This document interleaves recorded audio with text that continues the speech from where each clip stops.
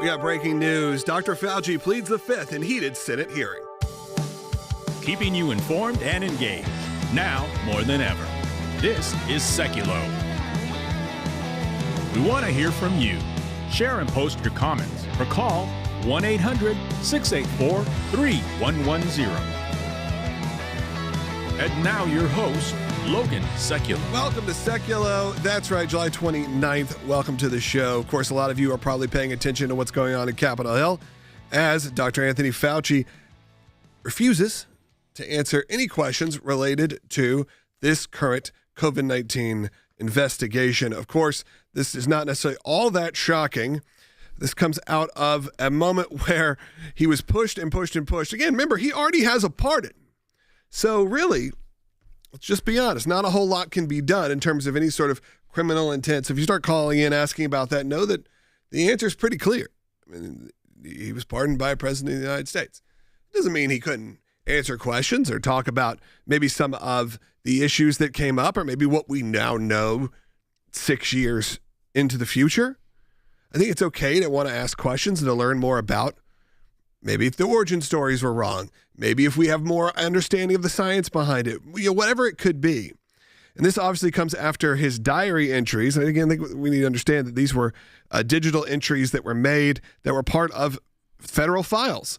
It wasn't like someone stole his journal and went and scanned in this documents to find it. He was keeping a log, sometimes in a way that felt comedic, if you will, looking back on it, or childish, talking about his own celebrity, talking about sort of the I can't believe how famous I am kind of moments. You know, I'm people love me. They're honking their horns at me. This has been I'm the most famous person in the world. Of course, at the same time, we were dealing with a global pandemic that killed millions of people, including a lot of our friends and family. And we were dealing with the same situation. So when he's asked, how does he answer?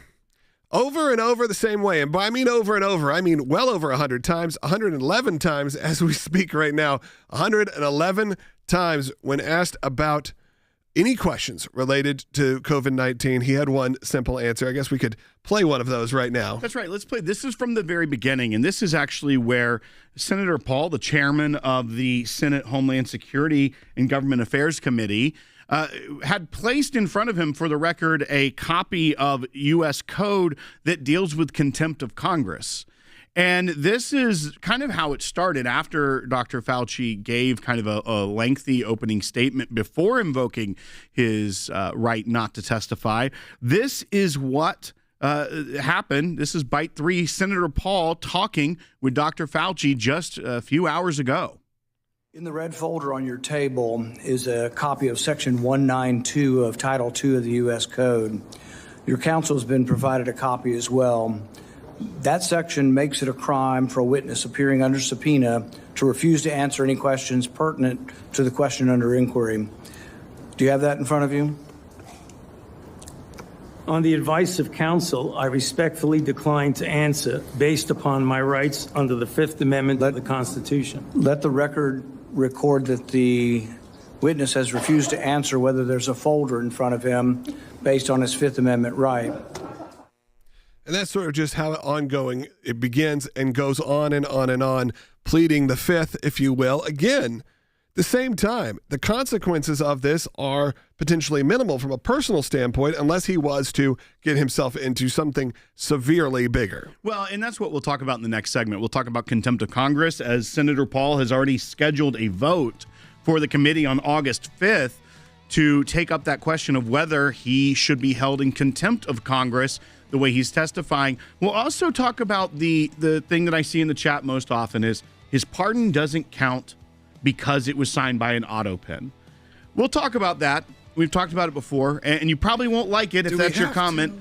What the answer probably is. All right, phone lines are open for you. 1-800-684-3110. Be kind, be respectful to our phone screeners, and you'll make it on the air today. That's at 1-800-684-3110. Wrapping up our Liberty Drive. Be a part of it today. Have your donation doubled to the ACLJ. That is at aclj.org. Keep this show going. Keep our media operation going. Keep the legal side operating as well.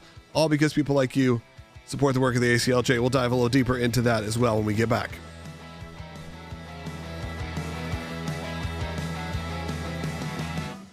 Can you explain to the committee why you chose to fund this dangerous research in China? On the advice of counsel, I respectfully decline to answer based upon my rights under the Fifth Amendment of the Constitution. You don't have any rights under the Fifth Amendment because you've been pardoned, as you very well know. As the Supreme Court has been clear for a century and more, Brown versus Walker, 1896, when he has been pardoned, he may not stand upon his privilege. You know that. Your lawyers sitting behind you now shifting nervously in their chairs, they know it. This isn't about the Constitution. This isn't about the law. This is about contempt. Contempt for this body and contempt for the American people. Because of the respect I have for the legislative branch of government and my decades-long record of cooperating with Congress, under the advice of my attorneys, I will invoke my right under the Fifth Amendment of the Constitution to refrain from answering your questions. Have you refused this pardon, or do you have any reason to believe this full and unconditional pardon, this grant of immunity, would somehow require you to plead the Fifth Amendment? On the advice of counsel, I respectfully decline to answer based upon my rights under the Fifth Amendment of the Constitution. I respectfully decline to answer based upon my rights under the Fifth Amendment of the Constitution. I respectfully decline to answer based upon my rights under the Fifth Amendment of the Constitution. The chairman has denied your assertion of privilege and directed you to answer, but you nonetheless refuse and stand on privilege despite the existence of the pardon. The committee will have to consider, after this hearing, what appropriate action should be taken against you for the failure to testify after being directed to do so. It's against the law to obstruct an investigation of Congress. There will be repercussions to your refusal to testify today.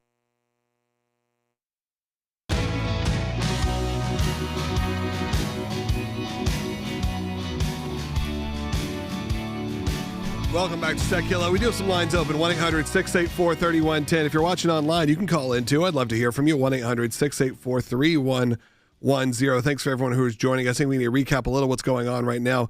Dr. Fauci is on Capitol Hill. Will, why don't we give him an idea of why he's there in the first place 6 years later after the COVID nightmare, thankfully, has mostly come to a close at this point. But why 6 years later he's being grilled on Capitol Hill? Well, this comes as Senator Paul, who has been investigating the origins as well as the way that it was handled in the United States for as long as it's existed, as long as there was the entire pandemic. Senator Paul was trying to get to the bottom of this. He's a medical doctor, but he is also the chairman of the Homeland Security and Government Affairs Committee in the Senate. And this comes as he was able to get from the Department of Health and Human Services, HHS, these diary entries from the from Dr. Fauci, and Secretary Kennedy actually put out that they are not private diaries, as the press has been calling them, but he cleared it up and said they were not personal journals. They were government records created on a government computer by a federal employee during one of the most consequential public health emergencies in history. Under federal law, these documents belong to the American people. And if anything, they're fascinating reads from, sort of the morbid, dark humor that comes out of it, but also just to have this as public record. This is history at this point. Well, and it's as it is written in diary form. Right. It does give a linear look at this. But here's some of the biggest problems that we're finding from it and why this hearing was necessary to bring Dr. Fauci before the committee. And you would think as publicly as he was willing to speak and go everywhere and be on the cover of In Style magazine because of his fame during the pandemic, even declaring I am science at one point, that he would be fine with answering some of these questions, that he would be precise in his answers, that maybe he would have an answer for some of these. And some of these wouldn't even be a perjury trap per se, because he was on a podcast where he was saying something different than what was in his diary. But what it goes to show, and why this is important, I believe, for the Senate to look into, is that it's trying to get to the bottom of why he was saying things like in his personal notes that the fatality rate was much lower than he was publicly saying. And he was directly contradicting on similar days. Even the issue of the origin, such as did it start in the wet market? He was going out publicly and saying that it probably did start there and writing at the same time that it wasn't. And let's actually play one of those for people. This is from his notes where he says, "We now know the market was not the source, it was the amplifier." And in this bite that we're going to play, bite 12, is that he says the direct opposite the next day. So having the Senate ask real questions of, hey, why did it go down this line, making it so political about the source, when at one point you were out there publicly telling people, and this is bite 12, that it was from a wet market, and then we'll show what's in his diary the day before. So first, the soundbite, and then I'll show you on screen. Now, in the novel coronavirus, we don't know exactly what that animal was, but some animal, probably in a wet market, where they bring in a variety of different types of wild game, and people sacrifice them, particularly around holidays like the Lunar New Year. It is totally not surprising that you're seeing the facilitation of this jump from the animal species to the human. So there on that Zoom call, which was as he had the CDC and all the health banners behind him, this official statement, he's talking about it jumping from an animal to a human in the wet market. That was on January 27th of 2020. On January 26th, his diary entry read like this. It said, "Game on. Things are changing rapidly," which once again, given the context, is this dark humor of the fact that he was almost giddy, that game on, we're in the middle of this. But then it goes down here. It says, "Now appears using the EPI data and genomic data that the first infection was in early December and not connected to the market. The infection spread among people weeks before the Chinese reported they were dealing with a new infection that gave the virus time to establish itself in multi-generational sustained spread." Remember, early on, the Chinese were saying there is no human-to-human transmission and all 27 cases were from the market. Now we know the market was not the source. It was the amplifier. So that day, the 26th, in his notes, he's very clear. It didn't come from the market. Publicly, he was saying the opposite. Now, that isn't even a perjury situation if he's saying that publicly in a Zoom call or situation. But doesn't the Senate, especially the Homeland Security and Government Affairs Committee, have the right to get to the bottom of why you're publicly saying one thing, misleading the American people, when you're privately writing, it is the exact opposite? That's the problem here. It's important that we trust these institutions. It's important that we trust people that would be in the future in a pandemic situation. Trust someone that is in a position of telling the American people what is what. And as we keep going through this diary and what he said publicly, they were many times at odds, as well as getting the ridiculous things where he's pointing out how famous he is. People are waving, they're naming donuts after him. All of that's in the diaries and all that. He was buying his own bootleg merch. At the same time, he goes before the Senate and says he has to take the Fifth Amendment. Now, there is the Josh Hawley statement of saying and there is precedent for that, that if you have no real concern of prosecution, legal consequences, right, because of this pardon, then you don't have to worry about that. You can't invoke your Fifth Amendment privilege. There could be arguments that maybe he's concerned about state prosecution or things of that. I would tend personally for everyone, and I'm not a Fifth Amendment expert, but I would almost want more absolute authority of the text of the Constitution than the precedent on whether or not you can waive your right to the Fifth Amendment protection. Yeah, I don't think that's But it is still telling, and also in a civil suit. If you are sued civilly and you take the Fifth Amendment, a jury can infer some guilt there. Well, you can't in a criminal. At a minimum, it shows he's concerned about the way he would answer these questions. Right. Or his lawyer is concerned. I'm sure they have meetings beforehand going, okay, if you're going to ask this, how are you going to answer it? And then at some point they said, you know what? Just plead the Fifth 111 times And by the end of it, we'll just walk out of this and just be done with it. You show up, you did what you're supposed to do. You know what? It's probably sound legal advice if you're his lawyer. I'm not saying it's moral. I'm not saying it's the right thing to do. I'm saying if you're just talking about have a client who clearly could perjure himself or could do something that could cause damage to that very, very broad pardon that he had and that everyone really got in the Biden administration, that at this point, remember, a lot of started under Trump, but the Biden administration is who pardoned him. When you have that significant of a pardon, why risk it? And you may say, well, it's better for the American people. Again, I'm not judging this based on what's right and wrong at this point. I'm talking about if you're a lawyer trying to give him advice, I understand that, especially if you're an older person who could get easily tripped up. It's the reason why he wouldn't answer simple questions. People ask about that, questions like, is there a folder in front of you? Well, the reason you're saying no is you don't want to open up anything for questioning. And clearly that was the route they decided to go. Does it make you look bad? Sure. Does it make you look guilty? Of course it does. But does it also end up with you messing something up and going to jail? Also, no. So you take a day of a little egg on the face and you move forward. Well, and once again, I think there is some sort of catharsis for the American people and the constituents of these senators asking these questions. Sure. But this isn't just one of those, made for TV type hearings. Obviously it is. People were tuned in. But I think that the real questions they were asking that he would take the fifth to are necessary. Because even this, I think we should have these answers, by the way. I'm not right. saying that we, I don't want it to be misconstrued at all that I'm saying this is the right thing to do. But I'm saying it's probably the best legal advice to keep him out of some sort of legal trouble. Right. I understand why a lawyer would say, don't do this. Well, and once again, when you look at this, this is from his diary, February 1st, 2020.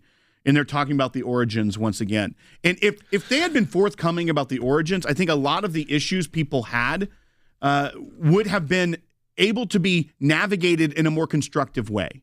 Because all of a sudden we know that, and now we definitely know he was lying publicly versus what he was saying in his diary. That is where people stopped to trust him. And this is, once again, he's talking February 1st, says the rest felt, talking about all this list of doctors, that deliberate insertion was possible, and given the fact that Dr. Zhang Lishi at the University of Wuhan has been working for years on gain of function in coronaviruses to allow adaptation of the spike protein to bind to human ACE2 receptor. He's saying the doctor at the University of Wuhan was working on the very science that allowed the coronavirus to adapt to humans, and only one out of a litany of doctors disagreed with the fact that it could have been done on purpose. All right, we'll keep you updated on this topic. We're also going to move forward a little bit. There's a lot going on in the world, including what's happening in Iran and some big updates from the world of the ACLJ. If you've been following a lot of our cases, we've got a big update coming up in the next segment. And of course, we're in the Liberty Drive. I'm going to tell you why you got to give today. The Democrat Socialist of America leader, one of the co-chairs, was making the rounds and appearing on the news, was on Shannon Bream, asking questions. Shannon Bream decided, hey, let's do a little back and forth here. Rapid fire. Let's do a little true or false. Bream brought it. You got to hear this because, of course, it does not disappoint. Bite one. So we're going to put up on the screen a few of the things that are part of your platform, and I want to ask you, just give me sort of a true or false on these. Abolish the Senate. True. Okay. Replace the presidency and Supreme Court as we now know them. Yep. Abolish ICE. Absolutely. Abolish borders and give amnesty to anyone currently in the U.S. illegally. As a long-term plan, yep. Defund the Pentagon. Absolutely. Abolish prisons, at least in large part. Yeah, again, that as part of a long-term program, yeah. Okay, so no prisons. Government or public ownership of most large corporations. Yeah, absolutely. Yeah, I mean, so just at the end, just says, how about corporations? Yeah, no, you shouldn't have any public ownership. But then we go through it. I mean, you're talking about an actual political platform right now that does sound shocking, but remember, some of the top leaders of the Democratic Party right now, the shining stars of the party, are at least associated with the Democratic Socialists of America or are card-carrying members of the Democratic Socialists of America. So again, not just things you typically expect. Abolish ICE, you hear that a lot. It isn't just reforming in their mind these things that are American, uniquely American, our three co-equal branches of government. It is legitimately trying to get rid of our constitutional framework as it is, as a stated part of their platform.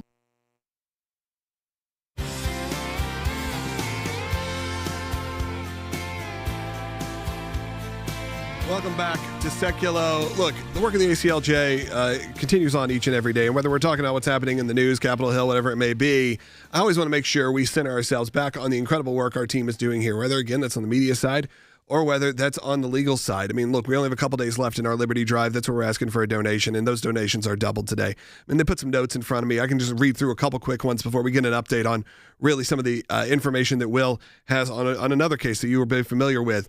This is just currently, these are just a few little things we're doing here. Over the last year, we've engaged in 237 pro-life cases, 128 international cases, 317 school matters, 207 government cases, 149 religious liberty cases. And that's a lot more, because even this week we are defending these Colorado pastors who are being cited and shut down for having worship services at a public park. We're defending pro-life centers from a state-led and taxpayer-funded slander campaign. You know about that in Massachusetts. I'm working on that for years. In federal court, the ACLJ has been defending parental rights and the right to direct the education of their children how they feel is proper.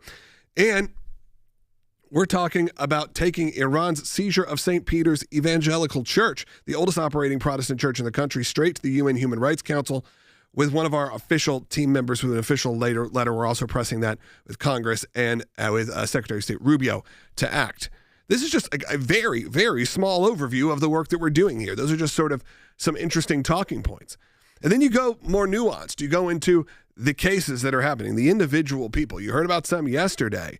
And today we have an update on another one.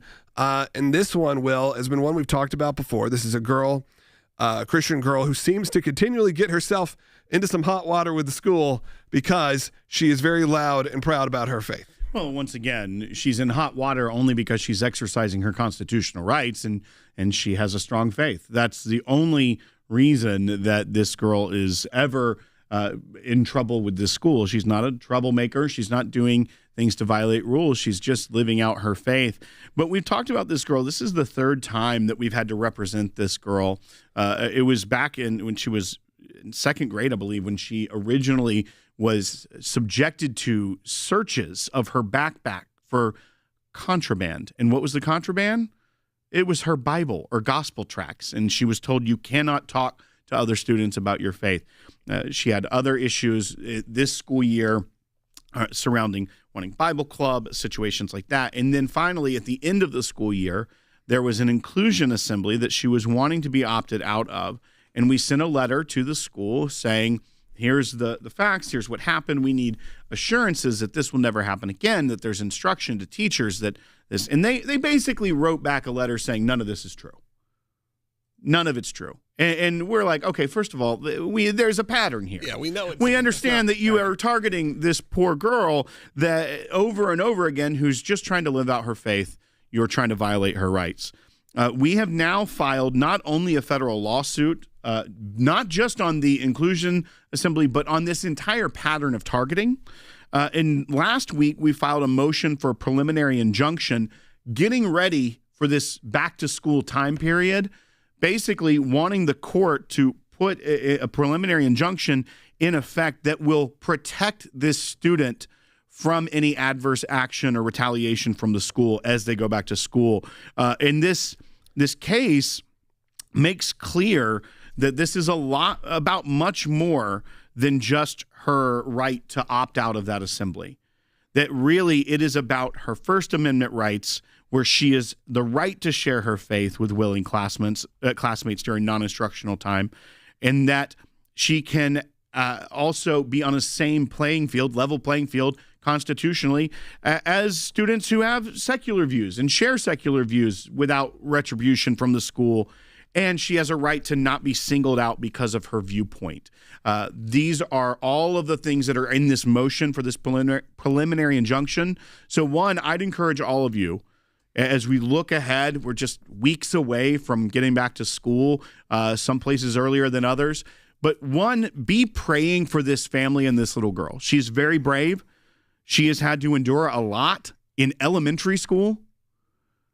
So be praying for her and her family that you will see the fruit of her work and of her faith, and that there will be protection for her and that she will not be scared or be fearful as she goes back to school from this administration that is targeting her, but also support the ACLJ.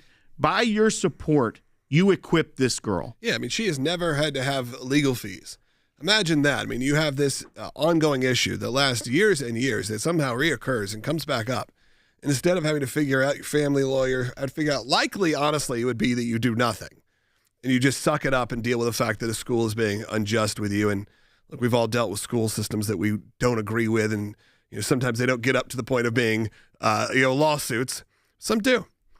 But instead, she's able to turn to the ACLJ team again and again and again. And she's able to get top-tier attorneys who are ready to jump into action and help defend her. As Will said, it's a painful process. It's not fun. No one wants to go through this. You would hopefully not want to do this over and over and over again in your life. But unfortunately, that is the occasion for this poor girl. But we have been able to provide all of this for her, again, with no cost to her. And that is only because people like you who listen and watch and engage in what we do here. Maybe you spend time on our website. Maybe you spend time on our social media platforms. Maybe you have gone to aclj.org and you have asked for legal help yourself. At the end of the day, to be able to afford to do that, it's not like everyone here is a volunteer. I want to be able to hire, I've always said this, the best of the best. I want this show to look the best it can possibly look. I want this broadcast to look as professional as possible. I want to have the best producers. I want to have the best writers. I want to have the best team members. And then I want to have the best legal team as well. And we want to have offices in Washington, D.C., in Nashville, Tennessee, in Strasbourg, France for our European Center, in Jerusalem, and in places we don't talk about, can't talk about, won't talk about. None of it happens without you. And these special months, and again, I know people get a little frustrated in the comments because they're like, Logan, you spend too much time doing this. Understand that this is a multi-million-dollar operation that does not happen without you. These are these special months where we have a group of donors who are ready to give, and they are ready to unlock their pledge. This isn't one of those, you get a lot of times you get the emails from politicians, it's a 400 times your match. It's not that. These people are just willing to double whatever comes in. And again, there's a limit to that. That limit is very high because we're able to go to a lot of members and say, hey, come together. And again, I tell you, if we ever reach close to that limit, not only will I be celebrating, I will be letting you know. Usually we don't have to worry about that. I'm going to encourage you, though, this is the day to do it. We are wrapping up this month. We are July 29th. This Liberty Drive ends. And again, we've been celebrating the 250 of America.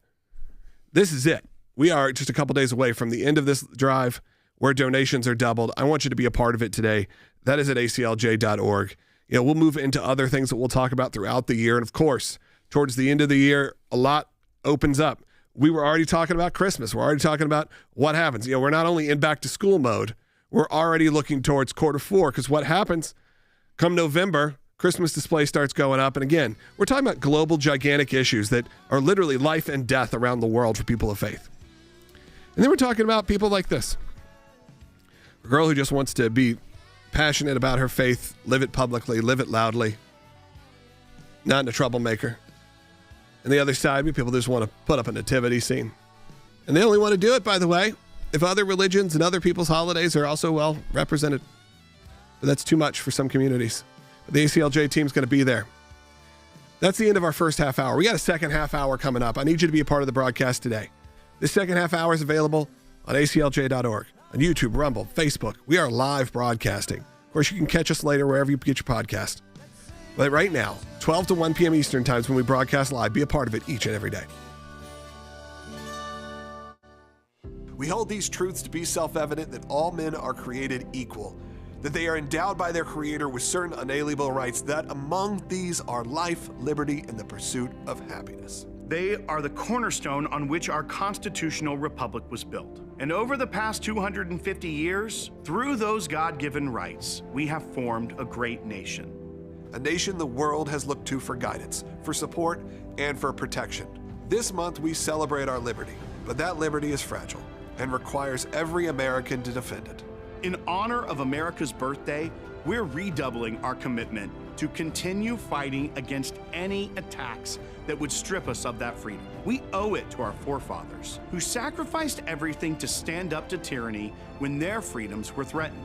You can join the fight right now. through our ACLJ Liberty Drive and have your tax-deductible gift doubled, dollar for dollar, to enable the ACLJ to fight to defend our God-given liberties. Keeping you informed and engaged, now more than ever. This is Sekulow. And now your host, Logan Sekulow. Second half hour of the show today. Let's catch you up on some of the topics we're talking about. Then we're going to go around the world to some of the other content that is happening, because there's a lot happening, including some real big pushback in Iran. And you're going to hear President Trump had some not so G-rated language to say about what he's going to do next to Iran. Maybe we can figure out a way to do that in a more edited way, a more radio-friendly way, but did not take too kindly to some of the attacks that came onto our base in Jordan. We're going to discuss that. Also, Dr. Fauci pleads the fifth 111 times this morning. All about, of course, the questioning surrounding his journal entries. That, again, I want to clarify. We say journal entries. This isn't someone came in and stole this guy's, fuzzy pink journal. We are talking about someone who was keeping a government log. I think we need him. That's maybe a more apt way to put it. A government log each and every day of what was going on. And yes, it's written from a very personal and sometimes, in a way, teenage girl kind of way. And I mean that with love, as someone who has tween girls. It feels sometimes like the statements that were being made in this are comical. Of course, none of it should be treated with funny. Millions of people died. It was one of the worst things that's happened in our country.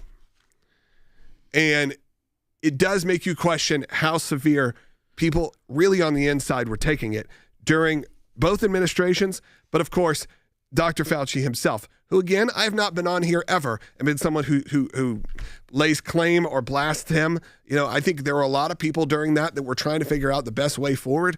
And there were times where I would say maybe it was going too far with some people's thoughts and processes on him. But what it's clear with these journal entries that have come out is that not only is a lot of again, I don't think it's the conspiracy theories are true. It's more he was saying one thing, and really there was an alternate reality happening. And some of that was his own brain and his own celebrity. And then the other side was not preparing the American people in the correct way. Well, and once again, you brought up that, and these are what some of these entries are. Once again, not on a home computer, not on a personal diary written, but on a government computer as government record, as he's discussing very serious issues at the same time about the origins, talking about gain-of-function research, something we were told wasn't happening, all of this stuff. But here's some of those examples. Crazy, crazy. Donuts are being named after me. T-shirts have my picture on them and are being sold. San Francisco radio is dedicating a song to me. Curtis Mayfield singing Keep On Pushing. Coloring pictures with crayons for my picture. FaceTime with Trevor Noah. Instagram with Steph Curry. Big front page article about me in the Washington Post. Very flattering. I am the most famous and talked about person in the country and one of the most recognizable people in the world, etc., etc. It goes on. And none of that is a lie. None of it is wrong. It's just the way it was presented. At the same time, you're creating a government log where you're supposed to be talking about here's what's happening day to day. And again, this wasn't something he probably had to do, something he was choosing to do, and then writing it in a way, they said, that was sadly and dark comedy at its worst, maybe. Just going, I can't believe this is really what was going through. The person who was trying to keep us safe during all of this, and the person we were relying on directly. And look, a lot of people had pushback against him. I understand the pushback against him. I also understand the pushback against the pushback. But when you look at this kind of thing, that is, again, dark comedy, because it's an elderly man speaking like this about himself. I mean, how embarrassing. I mean, just be honest. Like, it's just embarrassing. It's wild. It's wild. Phone lines are open. I want to hear from you. 1-800-684-3110. When we get back, we're also going to talk again about the response that is happening in Iran. That MOU is gone, everybody. And President Trump said some pretty strong words about what is going to happen next. We'll make sure those are edited, safe for the little ears. But, only in a way that this president seems to say, at least out loud and publicly, and making statements. So we'll discuss that coming up here. Again, phone lines are open. I want to hear from you. 1-800-684-3110. 3110. That's at 1-800-684-3110. Liberty Drive, you know the drill. ACLJ.org. Have them doubled. We'll be right back.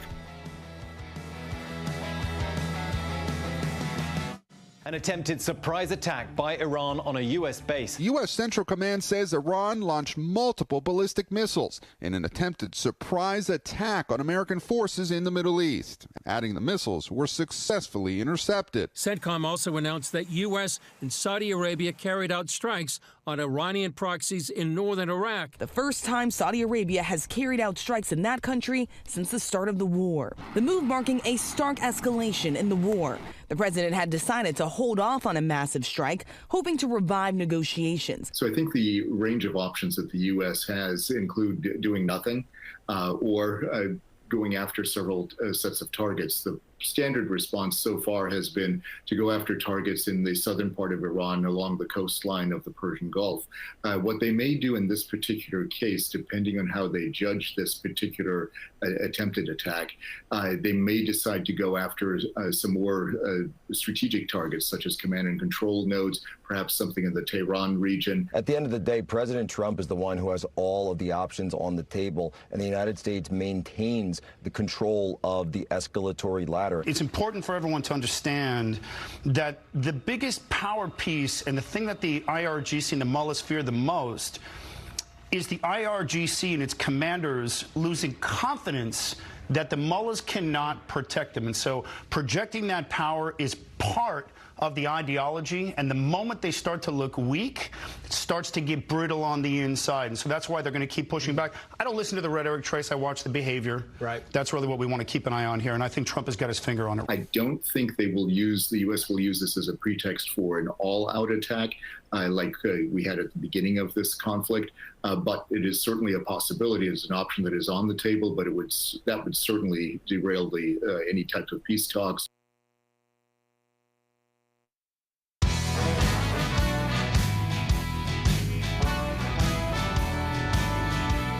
All right, get on hold, by the way. This is the time, everyone. Give me a call, 1-800-684-3110, because the next segment, I'll take your calls. Actually, in this segment, I'll even take some calls. So 1-800-684-3110. I want to move us into what's going on in Iran. You know, there was a surprise attack that happened in our military bases in Jordan. Let's give a little update on what happened there, and then what President Trump said to Fox News and what looks like the future of this conflict is going to look like. Well, this is yesterday. There was a missile strike, which was attempted to be a surprise attack, is how it's being framed, by Iran on American forces in Jordan. We have military installations in Jordan, and that is what ballistic missiles were launched at on Tuesday. Central Command described it as an attempted surprise attack. Fortunately, all of the missiles were intercepted. So this was a failed attack by Iran.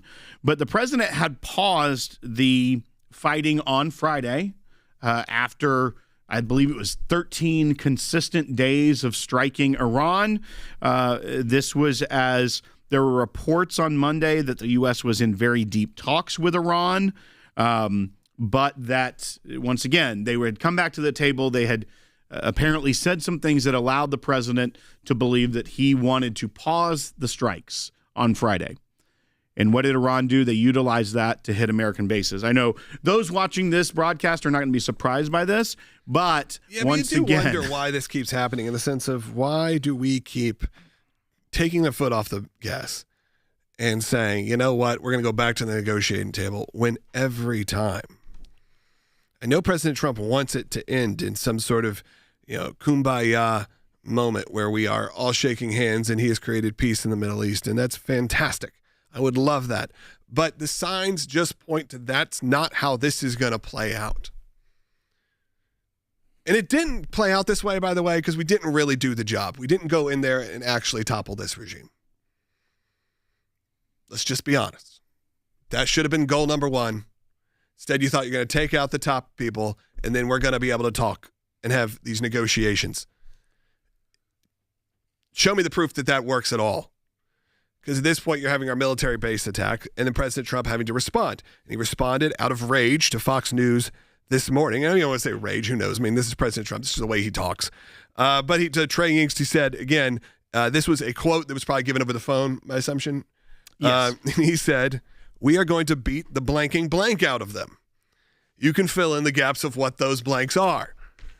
You know President Trump, you know the way he likes to talk. You know I'm not a huge fan of that, but I understand in this situation when our military has been attacked that you do want to respond this way. So I'm not sitting here clutching my pearls, offended here that this is how President Trump responded. In some ways, how I kind of wish he would have responded from day one. Well, and once again, we're also seeing a new interesting phase to this as well. This is there's also reports that Saudi Arabia, in conjunction with the U.S. military, was striking some targets that were in Iraq, that were Iran-backed militias. Seeing more coordination with the military of Gulf states, especially if you see countries like Bahrain, Kuwait start to get involved directly, publicly. There's no doubt that these countries have been supporting and participating, as well as we have our military facilities there. But if you see them on record of we participated in airstrikes with the United States, I think that is a completely different game. I also think that it is something that could lead to pressure from those Gulf states in continuing what we started. And so that is a good thing, one, for the pressure that's on the American military, pressure back here at home, that letting the neighbors of Iran kind of take the lead moving forward. And I also think their prerogatives may be we want to get rid of the state that is the infrastructure, the state government of the Islamic Republic of Iran could be something that those Gulf nations want to see toppled. And therefore, you see a difference of it wasn't the U.S. that went in and did it. There's some semantics games that could play out a little bit easier for the American people here back home. But it is interesting to see the Saudis that are taking a lead with this as well, coordinating with us.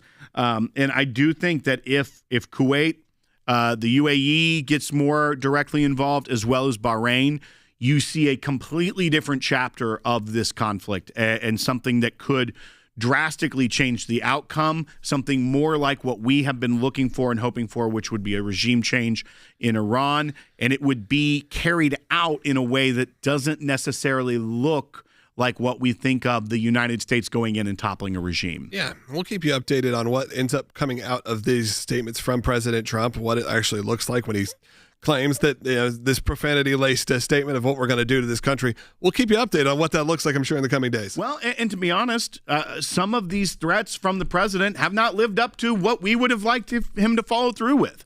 When he has said, like, they're going to get hit harder than they've ever been hit before, sometimes it isn't harder than they've ever been hit before when they probably need it. Sometimes it's just a threat. You know what? And sometimes that's probably a good way to play, sometimes good negotiation tactic.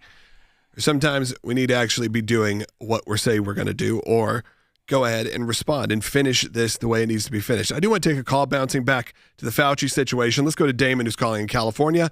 You can give me a call, too, at 1-800-684-3110. I'm going to take as many calls as I can in the next segment. Go ahead, Damon. Hey there. I just want to start by saying thank you for your hard work. I love the ACLJ and what you guys do. You guys work hard for us, and I thank you for that. Thanks, Damon. Appreciate it. Yeah, and as far as Fauci goes, look, these people are lying to the public, and the results are murder. You know what I mean? Poverty, lack, and decrease for the American people, and it's ludicrous, and they need to be held accountable. Our lawmakers need to put these people in prison. Damon, your phone dropped, unfortunately. Of course, look, when you have a moment where you have one of these big leaders taking the fifth 111 times, and of course you have this, but there is one big problem, and that is, of course, that Dr. Fauci and everybody else essentially involved in this was given a pretty darn big blanket pardon. And you don't want to strip people of their pardon authority. You don't want to strip people of their Fifth Amendment rights, okay? That will come back and bite you hard. Yeah. Both of those will. Huge. So you may not like Dr. Fauci. And look, after reading this, and, you know, you were all in a haze, and you look back and someone put, you know, the magazine covers from just a couple months into In Style. Let's the put In that up. Style one. I mean, you go with that one, which, again, was in July of 2020. We're talking about when the world was still very shut down, even here in the South, when everything was just starting to kind of repopulate in the South. Everything else was still closed around the country, and he's there poolside looking like a real cool dude. And now we know that this wasn't posturing. In some ways, I would have thought this was a creative photographer who took an interesting photo, kind of a funny photo of this doctor who has become this celebrity character because we needed that. But no, we read his diary entries and see that he was falling for his own hype, that it became what happens to a lot of celebrities, where you become incredibly self-obsessed. But you would hope the one celebrity that was dealing with millions of people's potential lives, and all of us lost friends and family to COVID. So I'm not undercutting that at all. And in fact, I'm standing up for them and saying I would hope at that point this is not what he was focused on, that he was actually focused on saving people's lives. And, we haven't talked like vaccine stuff and any of that, because I can at least say, at least that to me felt like an attempt to help people. But the celebrity side, not that. Well, and here's another question. Damon says, why aren't lawmakers putting people in jail? Our constitutional framework, the legislative branch isn't the executive branch that carries out law enforcement. They make the laws. They don't enforce the laws. That's why actually we need to abolish Congress. Well, once again, that's the point I wanted to make up, is that even parliamentary systems where the executive function comes from the legislative as well, they aren't separated. That is something unique to America that we don't need to give up on. We need to qualify that. I'm not saying that. No, I'm referencing an older show. The Democrat Socialists of America are actually wanting to. They are not happy with the separation of powers, with the way that things go.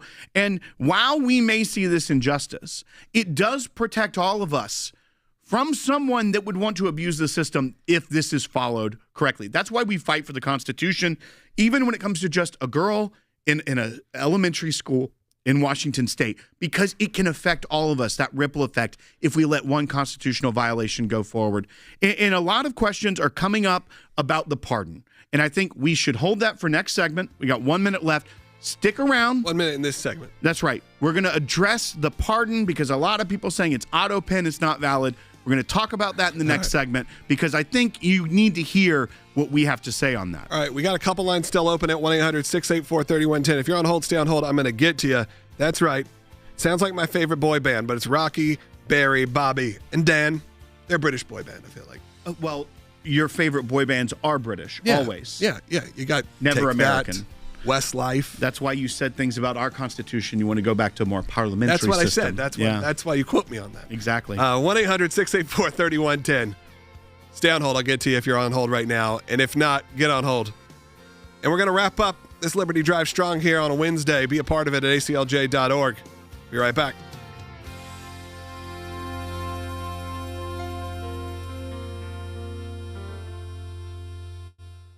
We hold these truths to be self-evident that all men are created equal, that they are endowed by their Creator with certain unalienable rights, that among these are life, liberty, and the pursuit of happiness. They are the cornerstone on which our constitutional republic was built. And over the past 250 years, through those God-given rights, we have formed a great nation. A nation the world has looked to for guidance, for support, and for protection. This month we celebrate our liberty, but that liberty is fragile and requires every American to defend it. That's why this month we've launched the ACLJ Liberty Drive. Our rights to pursue life, liberty, and happiness are under attack, not only from foreign enemies, but from powers right here in our own country, who feel our rights do not come from God, but from the government, from elected officials with political agendas, many of which do not include God or faith or freedom of religion. The statement that our rights do not come from our laws or our governments is extremely troubling. They're challenging the very words of the Declaration of Independence and using the mainstream media to further their anti-faith ideology. What about this passage from Mike Johnson declaring that our rights do not derive from government, they come from you, our Creator, and Heavenly Father? Is this him putting God over the Declaration of Independence? In honor of America's birthday, we're redoubling our commitment to continue fighting against any attacks that would strip us of that freedom. We owe it to our forefathers, the farmers, the teachers, the businessmen who sacrificed everything to stand up to tyranny when their freedoms were threatened. You can join the fight right now through our ACLJ Liberty Drive and have your tax-deductible gift doubled, dollar for dollar, to enable the ACLJ to fight to defend our God-given liberties.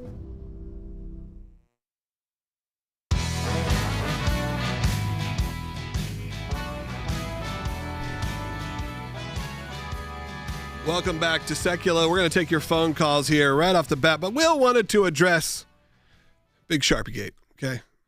Right? Sharpie Gate? Right, and then auto pen. Auto pen. Auto right. pen.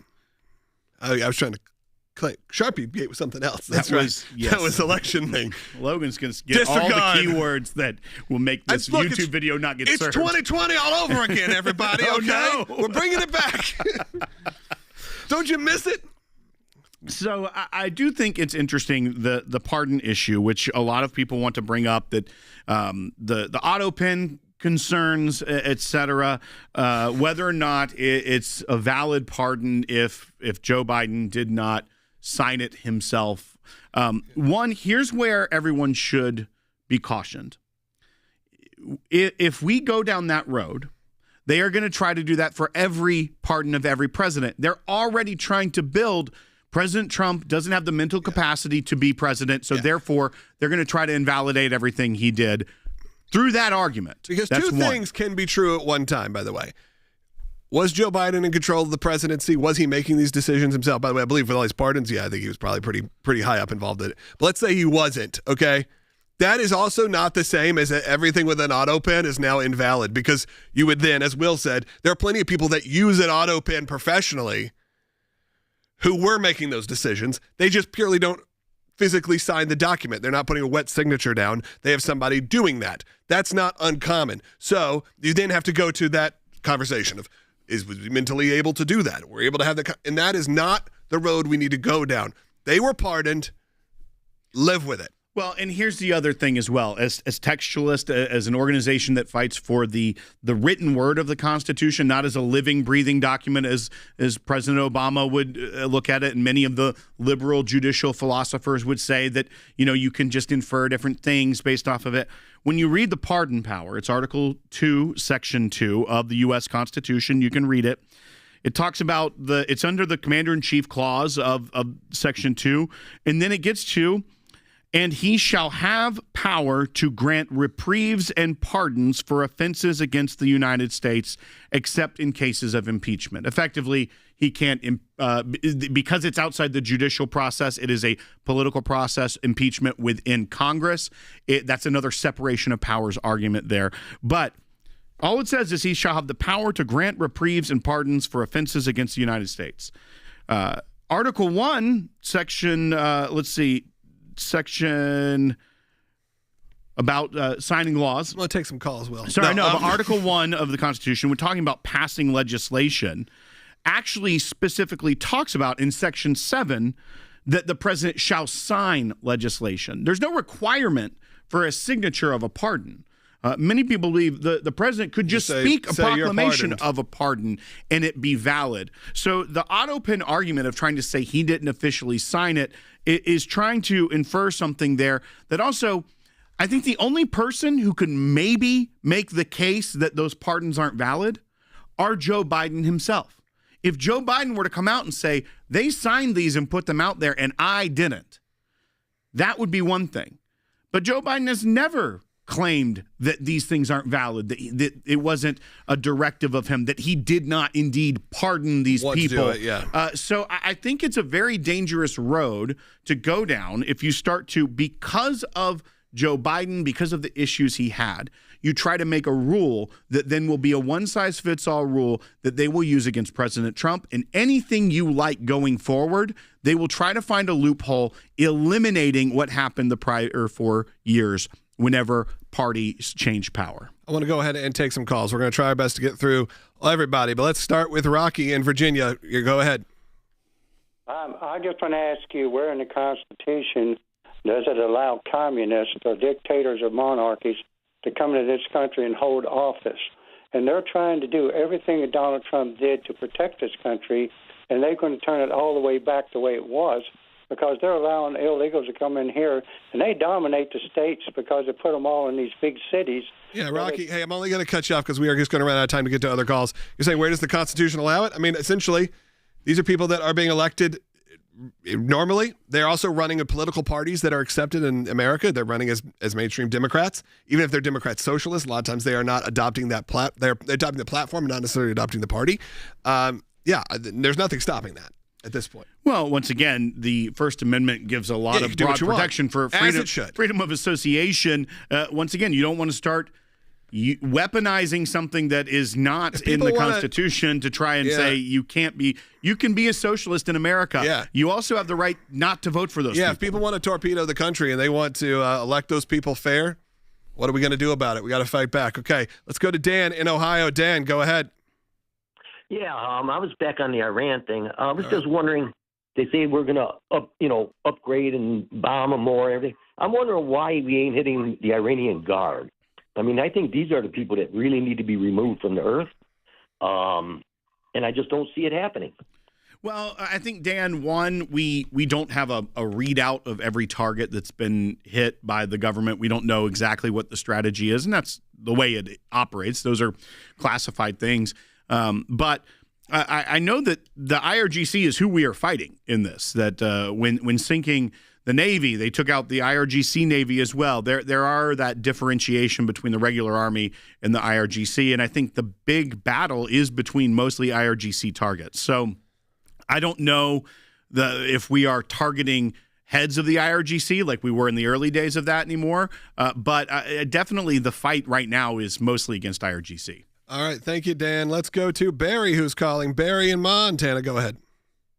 Yeah, a question on the pardons. If I remember right, 4 or 5 years ago, between Jordan and Jay, been a long-time listener, they were talking on a pardon that when you got pulled in front of Congress, you could not plead the Fifth. Yeah, I'll bring that up with them and see if they want to address that next week. And look, there is precedent to that, which is what was brought up today. But that doesn't mean it isn't an option. Well, one, if you do plead the Fifth, but you have that pardon, that is what there is precedent, as Logan said, that you don't have the concern of jeopardy or the risk of endangering yourself, incriminating yourself. Now, the other angle is, could he be arguing later that, and this would have to be in a judicial forum, that I have fear of state retribution, of state prosecution, so still wanting to keep that Fifth Amendment. But here's the other thing. It's not just all of a sudden you say, you can't do that.